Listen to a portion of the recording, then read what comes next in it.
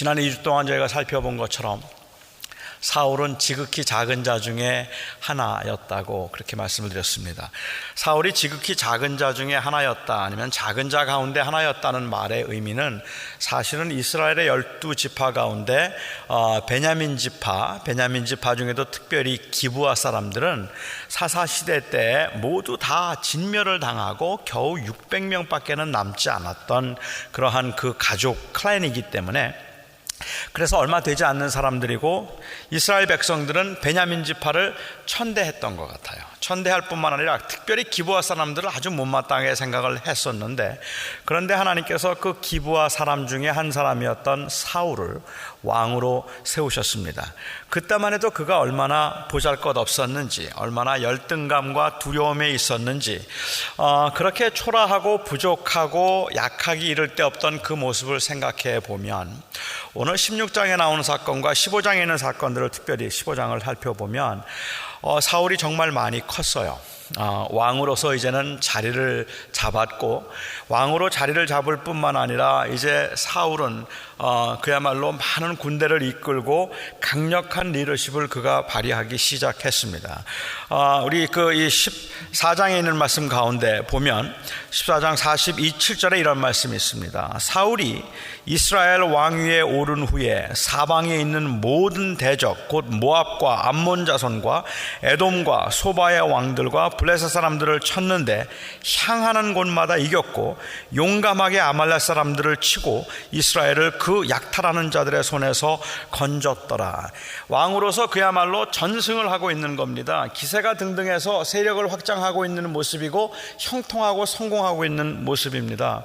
우리는 보통 이렇게 성공하고 형통하는 모습을 보면 하나님의 손이 그와 함께 한다고 생각하고 그것을 축복이라고 생각하지만, 사실 사울의 경우를 보면 그 사울이 하나님께 버림을 받게 되는 결정적인 이유가, 아니면 그 원인을 제공한 것이 무엇인가 하면 바로 이 사울의 형통함입니다. 사울이 그렇게 형통하지 않았더라면 아마 겸손했을 겁니다. 사울이 그렇게 잘 되지 않았더라면, 그랬더라면 아마 그가 이 평소에 보였던 모습처럼 약간의 열등감을 가지고 있기는 했지만 그가 그렇게까지 범죄하지 않았을 것 같아요. 그런데 그가 형통하기 시작했습니다. 숨겨져 있던 기질이 드러나기 시작하고 그가 기세등등해서 자리를 잡아가기 시작하면서 오늘 이제 본문의 사건이 나타나게 되는, 생기게 되는데, 본문 말씀을 보면서 저는 한 2가지 정도가 아마 저와 여러분이 잘 이해하기 어려운 부분일 거라고 생각을 했는데, 우선 첫 번째, 하나님께서 사울에게 주셨던 명령은 아말렉 사람들을 쳐서 죽이되, 이 아말렉 사람들을 남녀노소 할 것 없이 모든 사람들을 다 죽여버리고, 그리고 또한 그곳에 있는 모든 양들과 생물들은 모두 다 죽이라고 하는 잔인한 명령입니다.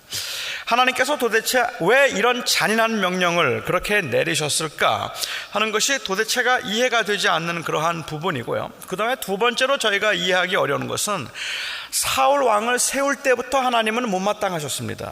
하나님은 이스라엘 백성들이 원하는 기준대로 사울 왕을 세우셨지만 하나님의 마음에 두고 계셨던 왕은 다윗이었습니다.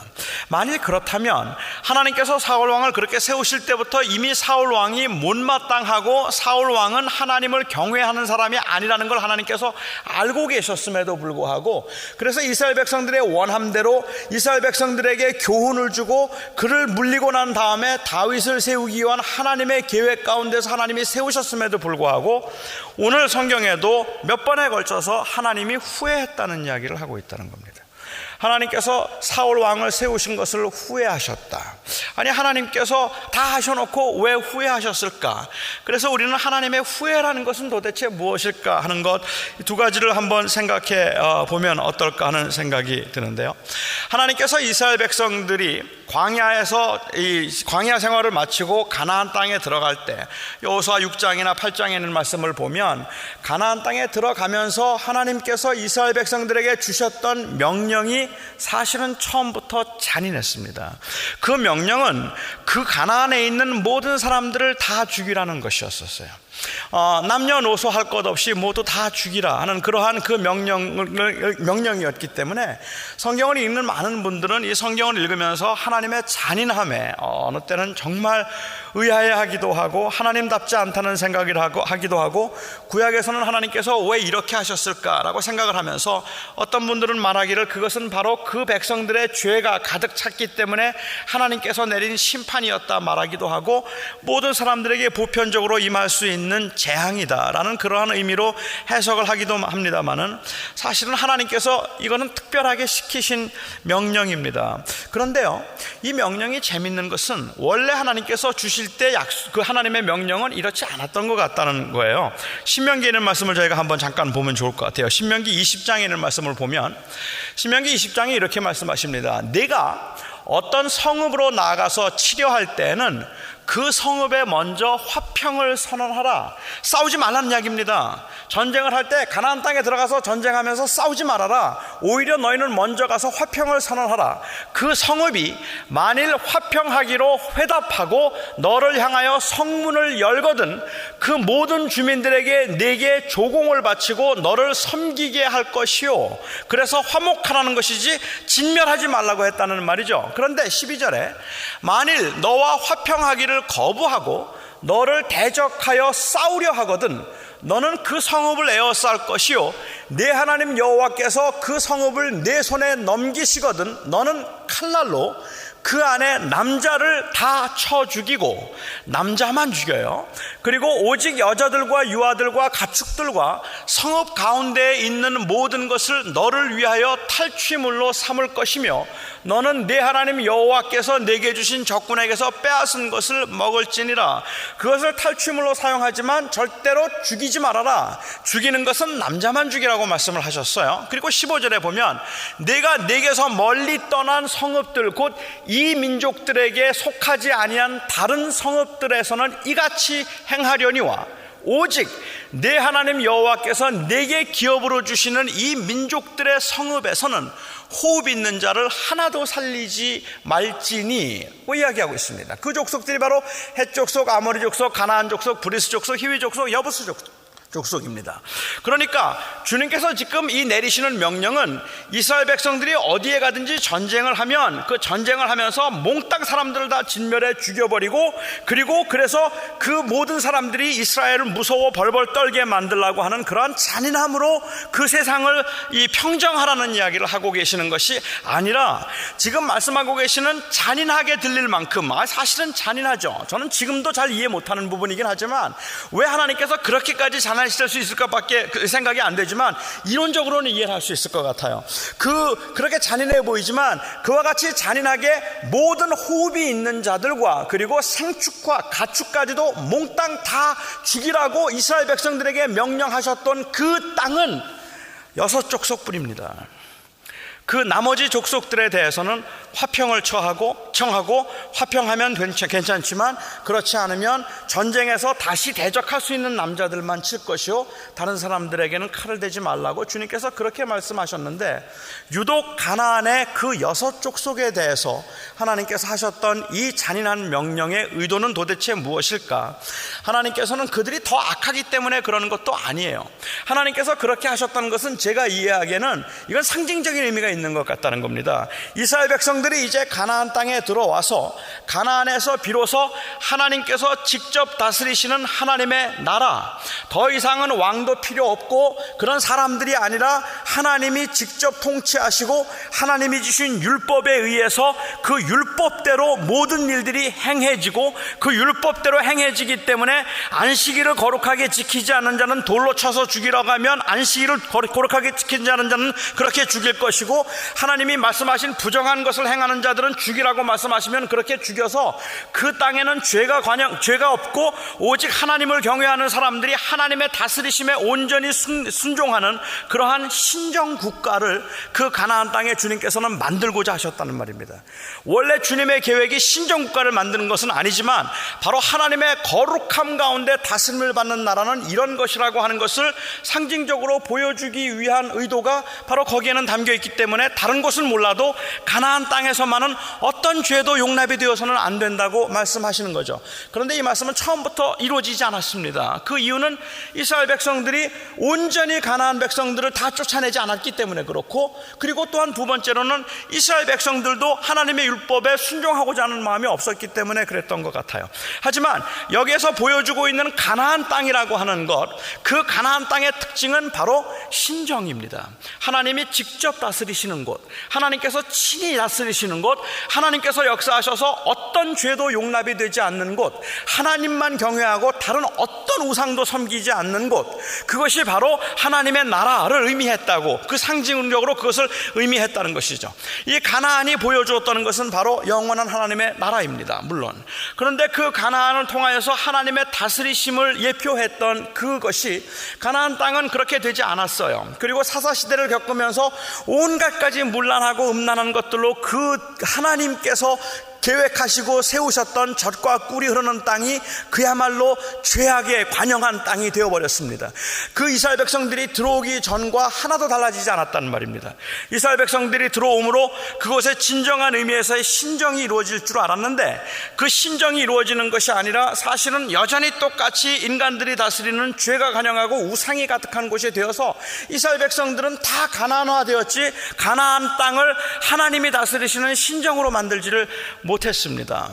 그렇게 그들은 어떻게 보면 그렇게 실패하고 난 다음에 하나님께서는 이제 여전히 가나안 땅이 그 영원한 하나님의 나라를 바라보는 신정, 그 지역으로서 주님께서 세우기 위하여서 그곳에 하나님은 다윗을 세우게 되는 거죠.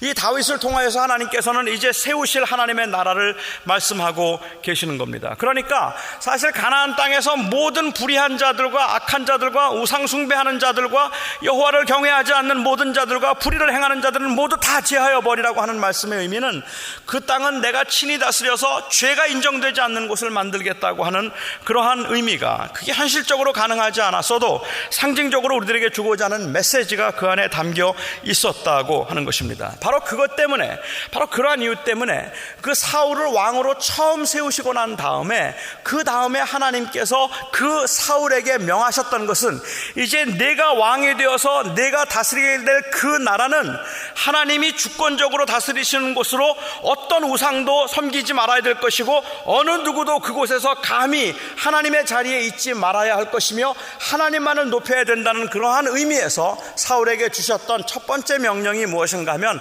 아말렉을 치라였어요. 아말렉을 치라. 아말렉은 이스라엘 백성들에게 있어서는 정말 가시 같은 사람들입니다. 아말렉은 한 곳에 정착하는 일도 없고요, 레이더들이에요. 다니면서 그렇게 도적질을 하고 산적질을 하고 뒤에서 공격을 하는데, 이 아말렉은 광야에서부터 이스라엘을 괴롭혔기 때문에 너무 이스라엘을 광야에서 괴롭혀서 실제로 광야에서 이스라엘이 싸웠던 그 유일한 족속이라면 아말렉입니다. 다른 족속들은 이스라엘하고 싸우지 않았어요. 나중에 가나안 땅에 가까이 들어왔을 때나 싸웠지, 계속 아말렉이 괴롭혀요. 그런데 아말렉이 뒤에서 괴롭히기 때문에 주님께서는 출애굽기 17장에서도 말씀하시기를, 저 아말렉은 내가 아주 싹 지워버리겠다고 그렇게 말씀하실 정도로 아말렉은 이스라엘 백성들을 괴롭게 했던 사람들입니다. 그런데 하나님께서 그 사울 왕에게 이제 아말렉을 치라고 말씀하시는데, 아말렉을 공격할 때에 그때 주님께서 처음으로 가나안 땅에 들어올 때 그때 여호수아에게 주셨던 그 명령을 그대로 말씀하고 계세요. 유일한 곳입니다. 그 이후에 단 한 번도 이런 계명이 없어요. 그런데 그곳에서 말씀하시는 것이, 너는 그곳에 아말렉 사람들을 보면 남자건 여자건 남녀노소를 물어나고 모든 짐승과 모든 그 육축 생육까지도 몽땅 다 죽이라 라고 말씀하셨습니다. 주님께서 여기서도 역시 이제 이 사울이 왕이 되어서 세우는 그 왕권은 처음 이스라엘 백성들이 가나안 땅에 들어올 때와 마찬가지로 이제 하나님이 다스리시는 신정을 만들겠다는 그러한 의미일 것입니다. 하나님이 직접 다스리시겠다는 그러한 말입니다. 이 일은 엄밀한 의미에서 이제 이 예수 그리스도를 통해서 완성된 일이 됩니다. 그리스도를 통해서 그리스도께서는 이 일을 완성하셨는데, 그리스도께서 완성하심으로 인하여서 유일하게 신정이라고 우리가 말할 수 있는, 어쩌면 하나님이 중심이 되는 그러한 그리스도가 통치하는 곳이 바로 이제 교회가 돼요. 그 교회를 통해서 하나님의 나라를 이루시게 되는데, 그런데 저희가 좀 오해하지 말아야 되는 것은, 교회가 신정을 하면 안 됩니다. 교회는 신정이 안 돼요. 어떤 분들은 말씀하시기를 이 인본주의적인 교회에 대해서 비난을 하면서 우리 교회는 인본주의적으로 하는 것이 아니라 이 교회는 신정을 해야 된다, 그게 교회다, 이렇게 말씀하는 분들이 계십니다. 그런데 저는 맞지 않다고 생각합니다. 인본주의의 반대말이 뭐죠? 신정이 아니라 신본주의입니다. 그러니까 하나님이 중심이 된 theocentric government를 이야기한다면 저는 그건 동의할 수 있어요. 하지만 여기에서 말하고 있는 신정이라는 것은 theocracy입니다. theocracy라고 하는 말의 의미는 하나님이 친히 다스리신다는 그러한 말이에요. 하나님께서 친히 다스리신다는 말의 의미는 이 교회에서 옳고 그른 것을 구별하고 그리고 그 하나님의 공의와 정의를 드러내는 것이 누군가 하면 바로 하나님이 직접 하신다는 말입니다. 그런데 하나님께서 과연 그렇게 직접 하십니까? 이 교회에서 신정을 하십니까? 하나님께서 신정을 하지 않으세요. 하나님이 신정을 하지 않기 때문에 신정을 주장하기 위해서 이건 자꾸만 사람들이 뭐 투표하고 무슨 민주적으로 뭐 하고 이게 너무 인간적이라는 말이에요. 이렇게 하는 게 아니라 하나님이 다스리시는 곳이다, 하나님이 하게 하자, 그렇게 이야기를 하면 하나님이 어떻게 하십니까? 어떻게 세상을 다스릴까요? 방법이 간단하죠. 하나님께서 이 교회에서 신정을 하기 위해서는 신정 대리인을 세우는 겁니다. 신정을 하기 위해서 신정 대리인. 누가 신정 대리인일까요? 대답을 해주세요. 내가 듣고 싶은 대답 뭔지 아시잖아요. 누가 신정 대리인이죠? 아멘. 그렇습니까? 그렇게 되면 엄밀한 의미에서 신정이라고 말하지만 신정이 아닌 거잖아요. 그거는 목회자의 독재잖아요. 그런데 그것을 신정인 것처럼 생각을 해서 이거는 그냥 하나님의 전권을 가지고 있는 목사가 이렇게 하라면 하는 거고, 당신 뭐 하라면 하는 거고, 당신 하지 말라 그러면 하지 않는 거고, 그렇게 돼야지 뭐 의논해서 누가 할까요? 이게 너무 인본주의적이다라고 이야기를 하는 것, 그것은 맞는 말이 아닌 것 같아요. 저는 어느 나라도 이제 더 이상은 하나님께서 신정을 하시는 나라는 없습니다. 하나님께서는 이제는 신정을 하지 않으시고 이것들은 전부 다 하나님이 이 땅에 신정을 하는 국가를 이루겠다고 하는 하나님의 뜻을 보이셨다가 몇 번 꺾이고 몇 번 실패한 좌절한 사건들을 말하고 있는 것이 아니라, 여기 가나안에 처음 시작하거나 아니면 다윗의 왕조를 통해서 주님께서 보여주고 예시하시는 것은 바로 이런 하나님의 나라가 임할 것이라는 겁니다. 그 하나님의 나라를 예시하고 있는 것이지 실패한 것을 이야기하고 있는 게 아니기 때문에, 그런 의미에서 나간다면 이미 예시되는 것이 예수 그리스도 통해서 완성이 되었으면 우리는 더 이상은 신정 국가를 기대하는 게 아니라는 말이죠. 기독교 국가 만든다고요? 기독교 국가 못 만듭니다. 하나님은 기독교 국가를 만들기를 원하지 않으십니다. 하나님께서 이제, 왜냐하면 제가 이해하는 바 하나님이 하나님의 나라를 세워가는데 하나님께서 사용하시는 툴은 예수 그리스도께서 이 땅에 오심으로 더 이상은 무기나 칼이 아니라 사랑입니다. 하나님은 사랑으로 세상을 다스리기를 원하신다는 거죠. 이제 더 이상은 십자군 전쟁을 하면 안 된다는 말입니다.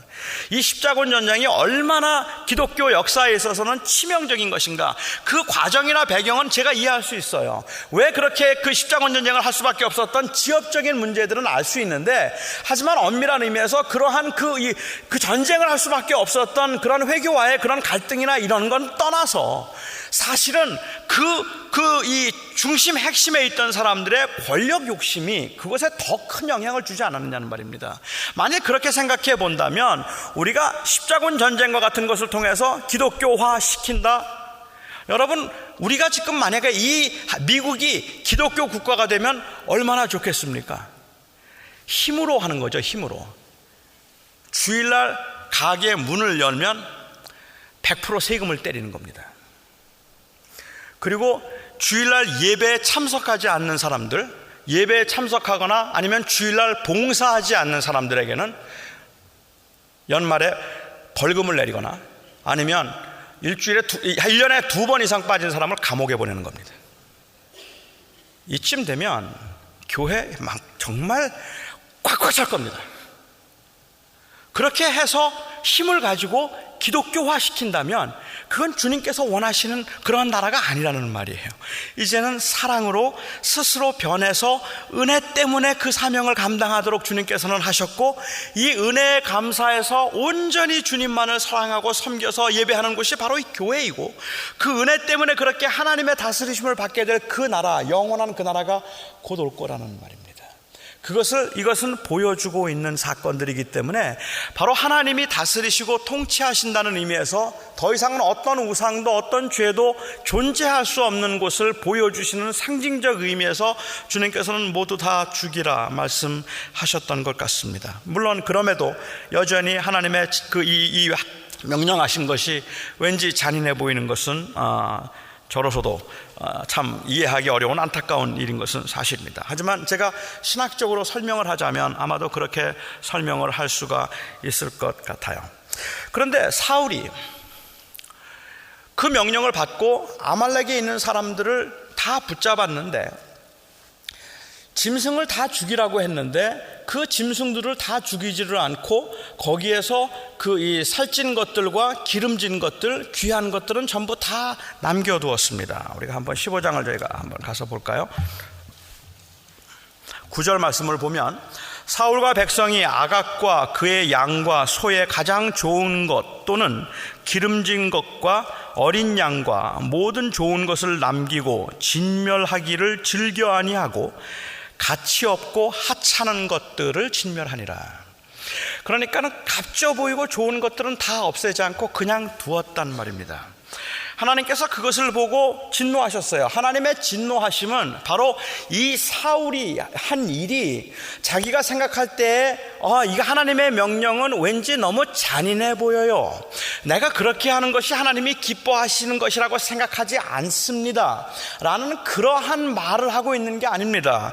우리는 이미 지난주에 살펴보았던 것처럼 사울이 전쟁 중에 아무것도 먹지 말라고 할 때 요단은 꿀을 먹었어요. 요단은 꿀을 먹어서 그 계명을 어겼지만, 그 계명 약속을 어겼는데 그를 하나님께서 살려주실 때 백성들이 사정을 해서 당신이 그렇게 약속했지만, 그렇지만 요나단이 세운 공이 있으니까 한번 봐줍시다라고 이야기를 할 때 봐주었고, 그 봐준 것을 하나님께서는 용납하셨습니다.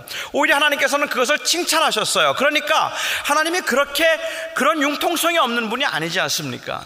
만약에 지금 여기서 볼 때 그냥 사울이 생각할 때 하나님, 저는 짐승 못 죽여요, 죄 없는 사람을, 그 불쌍한 여자를 제가 어떻게 죽입니까? 하나님, 그러지 마시옵소서, 이렇게 만약에 이야기를 했다면 저는 이해할 수 있을 것 같아요.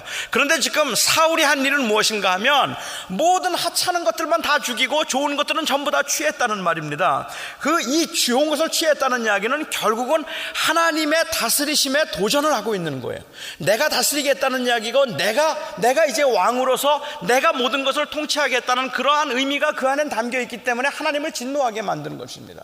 그래서 하나님께서는 사무엘에게 나타나셔서 말씀하시기를, 내가 사울을 치겠다, 그를 쫓아낼 것이고 그를 왕위에서 물러나게 할 것이고 내가 다른 사람을 세우겠다고 그렇게 말씀하셨습니다. 사무엘은 그 말을 듣고 난 다음에 밤새도록 하나님 앞에 슬퍼하며 기도했습니다. 그리고 다음날 찾아왔어요. 그때 사울이 한 말이 참 재밌습니다. 10절에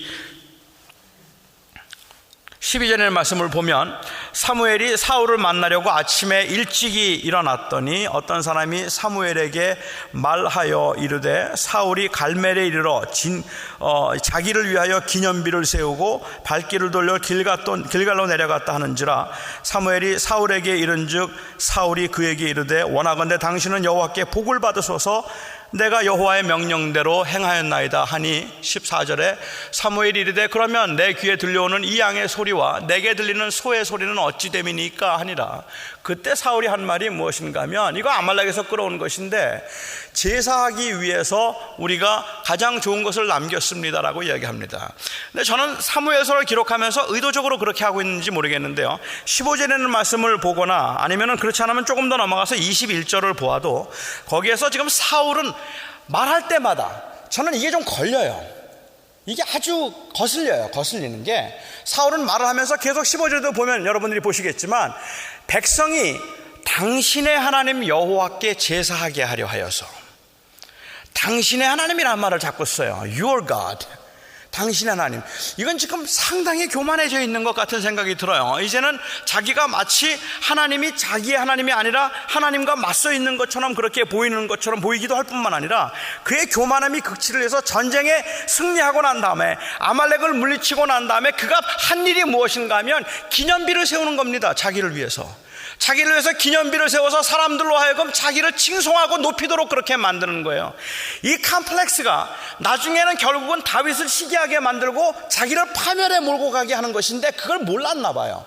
처음부터 알 리가 없었겠죠. 자기를 그렇게 파멸에 몰 수밖에 없는 이 컴플렉스를 가지고 높아지려는 그러한 칭찬받고 싶은 마음 때문에 그건 기념비를 세워놓고 그리고는 내려왔어요. 길갈로 내려왔고 사무엘이 그를 찾아왔을 때 그를 맞이하면서 당신의 하나님께서 당신에게 복을 주기를 원하십니다.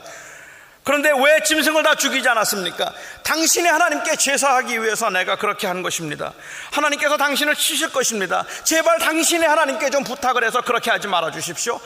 계속해서 지금 당신의 하나님을 강조하고 있는 것 같은 뉘앙스를 주고 있다는 말입니다. 그런데 이 사울의 경우에 있어서는 그 하나님 앞에 정말로 기름진 것을 제사 드리기 위해서 남겨두었던 것은 아니었던 것 같은데도 불구하고 아무튼 그는 자기를 합리화시키면서 그렇게 하려고 했다고 이야기를 해요.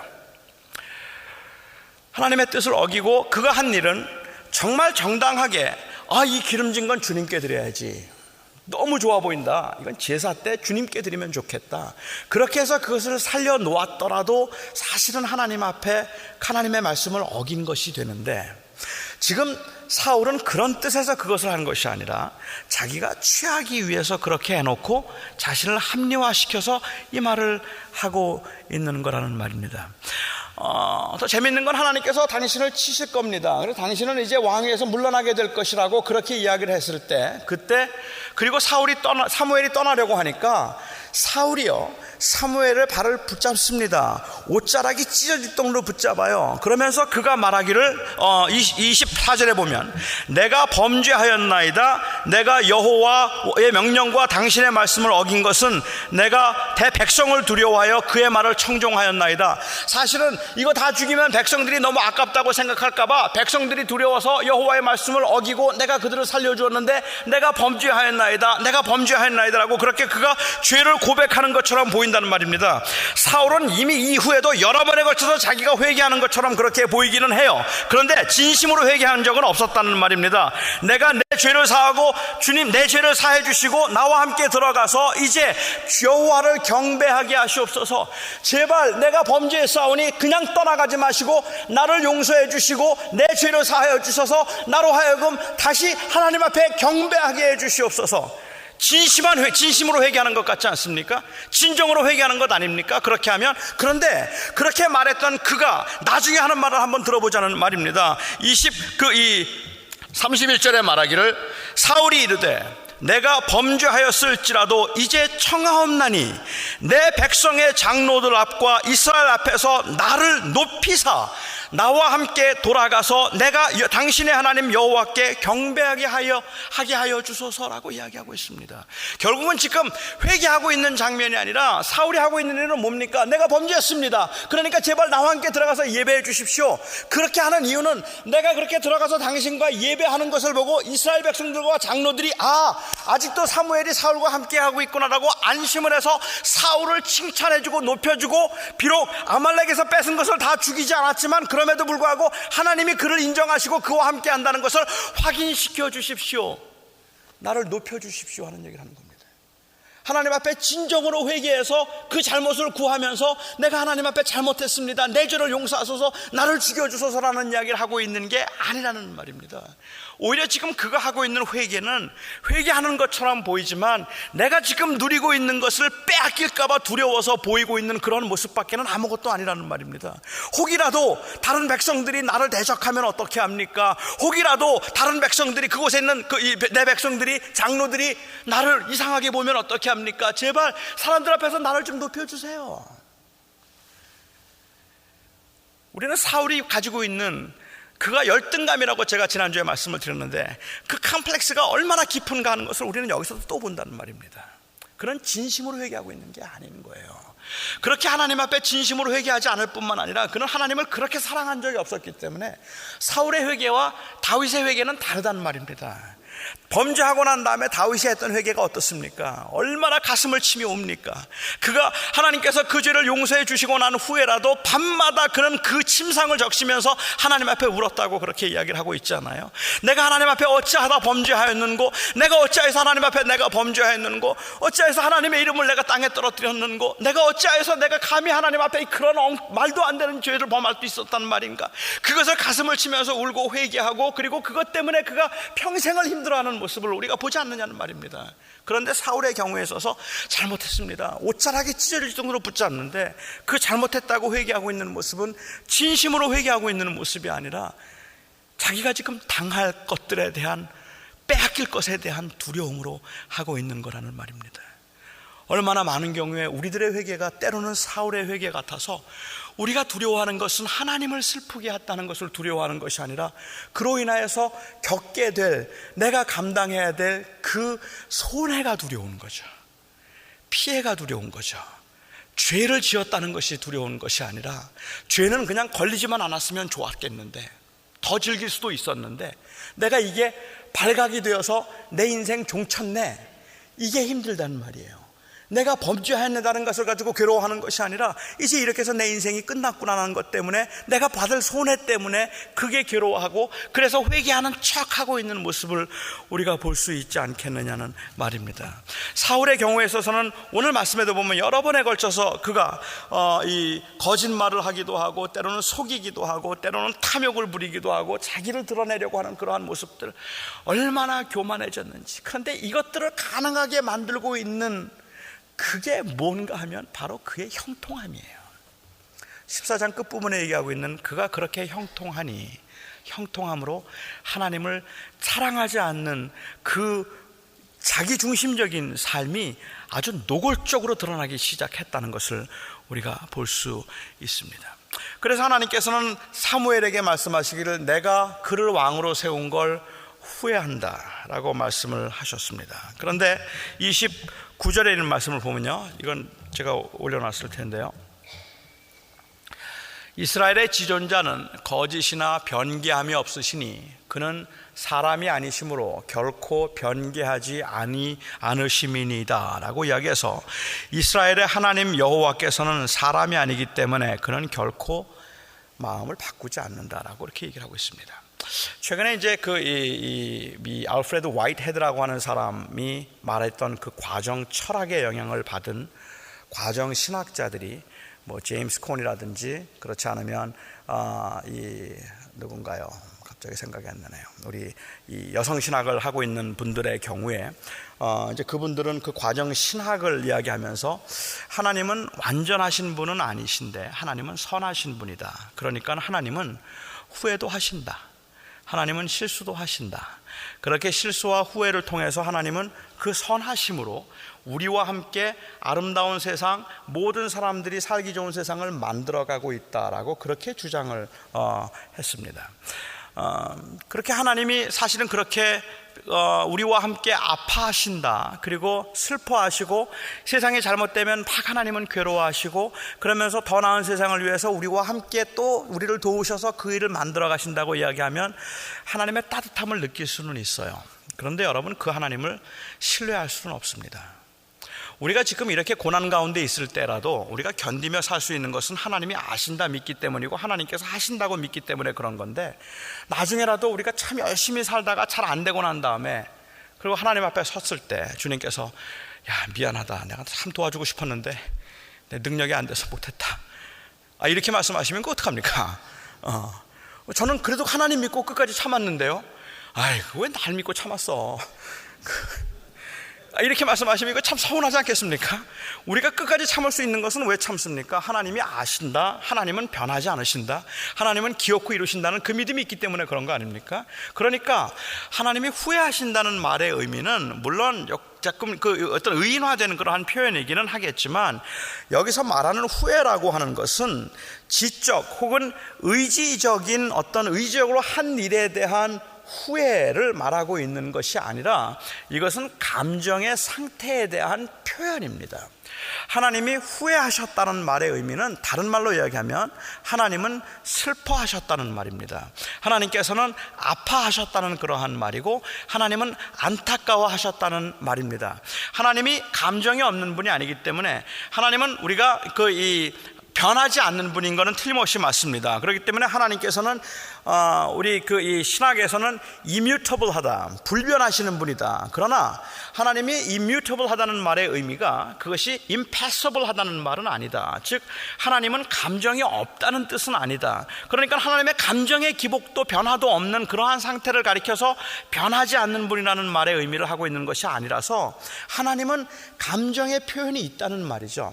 이 말을 바꿔 이야기하면 그럼에도 불구하고 하나님은 그 의지나 아니면은 이 지적인 것, 그런 지식이 변하는 것이 아니기 때문에 우리가 하나님 앞에 찬양을 드릴 때 하나님이 기뻐하신다, 이 말의 의미는 하나님이 정말로 기뻐하신다는 말이라는 거예요. 여기에다 자꾸만 신학적인 의미를 자꾸 부여하려고 하지 말라는 거예요. 우리는 어떻게 하나님의 감정을 설명할 수는 없어요. 우리가 그것을 온전히 이해할 수는 없어요. 그렇지만 성경이 말하기를 내가 나의 말을 지키면 내가 너를 기뻐하거니와 라고 말씀하셨잖아요.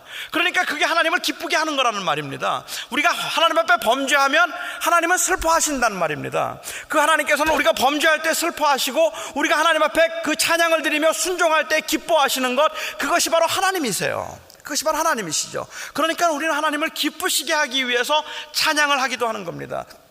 이러한 변화를 얘기할 때 우리는 하나님이 후회하셨다는 말의 의미는 내가 괜히 그랬네 라는 말씀을 하고 계시는 것이 아니라 그게 그렇게밖에 되어지는 일이 아님을 알고 계시는데 그 일로 인하여서 심히 안타까워하셨다, 슬퍼하셨다 하는 그러한 말입니다. 예수님을 십자가에 못 박으시고 하나님께서는 그 십자가에서 엘리 엘리 라마 사박다니 하는 그 부르짖는 그 하나님, 예수님의 음성을 들으면서 예수님께서는 그것을 보면서 안타까워하시고 그것으로 인하여서 그 진노를 내리시면서 슬퍼하셨다는 말입니다. 하지만 진노는 내려야 되는 거죠. 그러나 그것을 슬퍼하셨다는 말을 하고 있는 겁니다. 하나님은 우리가 범죄할 때 노아의 홍수 때도 주님께서 마찬가지로 말씀하셨는데 그 백성을, 그 모든 범죄하는 그 사람들을 물로 다 쓸어버리시고 주님께서는 그들에게 심판을 내린 것을 후회하셨으므로 라고 이야기를 하고 있는데, 여기에 후회하셨다는 말의 의미는 괜히 그랬다 하고 그 의지적으로 행한 행동을 돌이키고 싶어하는 마음을 말하고 있는 것이 아니라, 후회했다는 말의 의미는 그것을 인하여서 굉장히 슬퍼하셨다는 그러한 의미로 보아야 한다는 겁니다. 이것은 그렇기 때문에 이모셔널한 그러한 이 상태에 대한 그러한 디스크립션이라고 우리가 보는 것이 더 맞을 것 같습니다. 주님께서는 우리에게 행하신 일들을 미처 모르셔서 내가 괜히 그랬네 라고 후회하는 그 지적인 이 지식의 부재 때문에, 혹은 그렇지 않다면 그 의지적 결단의 미흡함 때문에 하나님께서 그것을 행하신 일을 후회하시는 일은 없습니다. 그러니까 우리가 어떤 어려움을 당하고 난 다음에 우리가 힘든 일을, 하나님은 우리를 잘 되게 만들기 위해서 우리를 힘들게 하셨는데, 그렇게 힘들고 난 다음에 우리가 막 힘들어하는 걸 보면서 괜히 그랬다, 괜히, 이렇게 말씀하시진 않는다는 말입니다. 하지만 그것 때문에 힘들어하고 고통스러워하는 우리를 보시면서 역시 주님은 슬퍼하신다는 말입니다.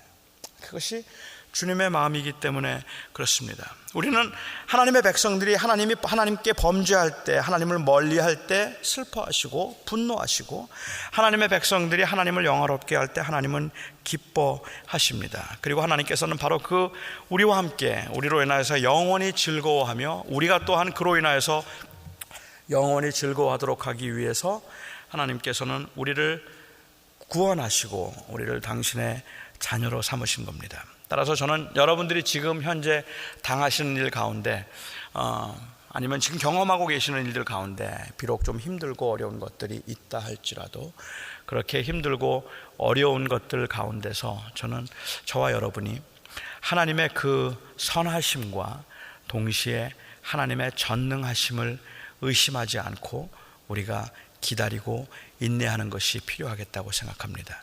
그렇게 우리가 기다리고 인내하지 못하고 하나님 앞에 범죄하여서 하나님이 원하시지 않는 일을 우리가 행할 때 하나님께서는 후회하십니다. 이 말은 하나님께서는 아주 안타까워하시며 슬퍼하십니다. 그래서 우리 그 주님 어떻게 하든지 그 내린 일이고 그 당연히 그렇게 하는 일임에도 불구하고 그것을 안타까워하는 그 모습, 우리 사랑하는 자녀들을 때로는 매를 들면서 약속한 대로 매를 들면서 그 약속을 후회하는 것처럼 우리가 그렇게 말하잖아요.